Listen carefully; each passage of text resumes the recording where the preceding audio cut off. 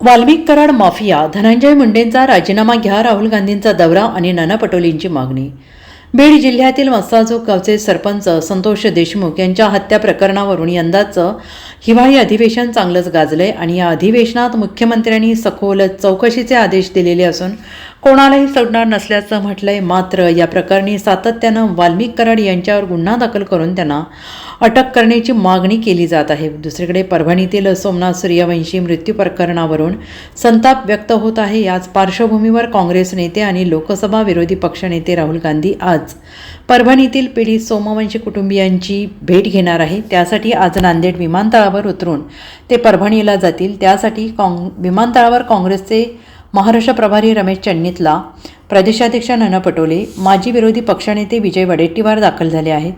यावेळी नांदेड येथून पत्रकारांशी संवाद साधताना नाना पटोले यांनी बीडच्या घटनेवरून मंत्री धनंजय मुंडे यांचा राजीनामा मागितला आहे। बीडमधील सरपंच संतोष देशमुख हत्या प्रकरणावरून राज्यातील वातावरण तापलेलं असून मराठा क्रांती मोर्चाने तीव्र शब्दात संताप व्यक्त केला आहे।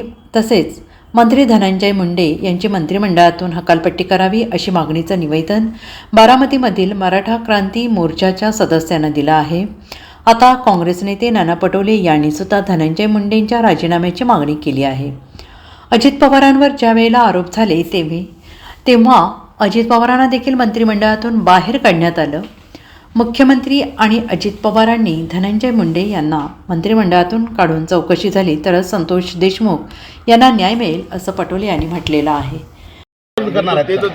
विधिमंडळात आमदार सगळे मांडतायत या गोष्टी, बीडमधलं प्रकरण असेल, परभणीचं प्रकरण असेल, परंतु सरकार जाणीवपूर्वक दुर्लक्ष करते असं वाटत नाही का? प्रायोजित घटना आहे आणि ते सांगितलं सरकारने निर्माण केलेली घटना परभणीची असेल की बीडची घटना असेल, मंत्रिमंडळामध्ये 65% मंत्री हे गुन्हेगार प्रवृत्तीचे आहेत। त्यामुळे गुन्हेगारांची सरकार निर्माण झालेली आहे का हा प्रश्न निर्माण झालेला आहे आणि राज्य सुरक्षित नाही। आणि जी माहिती मुख्यमंत्र्यांनी दिली ती खोटी होती आणि मी म्हणून वारंवार सांगतो की प्रिव्हिलेज मोशन ऐकण्यात मिळतं आता आम्हाला सांगून करायचे नसतं। राहुल गांधींनी चर्चा केली, काय आश्वासन दिले त्या कुटुंबाला? त्यांच्या पाठीशी उभे आहे, काँग्रेस उभी आहे, त्यांना मदत केली जाईल आणि त्यांच्या जे खुनी जे आहेत त्यांची जी हत्या केली सोमनाथची त्या हत्याऱ्याला सोडलं जाणार नाही, त्याच्यावर कडक कारवाई केली जाईल अशा पद्धतीचा प्रयत्न काँग्रेसच्या वतीने केला। 3 पोलीस अधिकारी त्यापैकी एकाच पोलीस अधिकाऱ्याला निलंबित केलेलं आहे। तुम्ही सदनात होतात, कसं बघताय?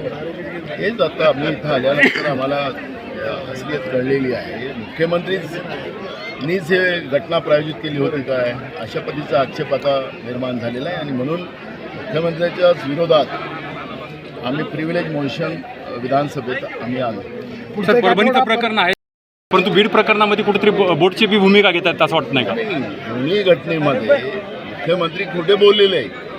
आम्ही बीडच्याही प्रकरणात, संतोष देशमुखच्याही प्रकरणात आणि इथल्या परभणीच्या प्रकरणात मुख्यमंत्र्यांनी विधानसभेची दिशाभूल केलेली आहे। त्यांनी खोटं त्या ठिकाणी सगळ्या घटना सांगितलेल्या आहेत आणि पोलिसांना आणि आरोपींना वाचवण्याचं जे काम केलेलं आहे ते स्पष्ट झालेलं आहे आणि म्हणून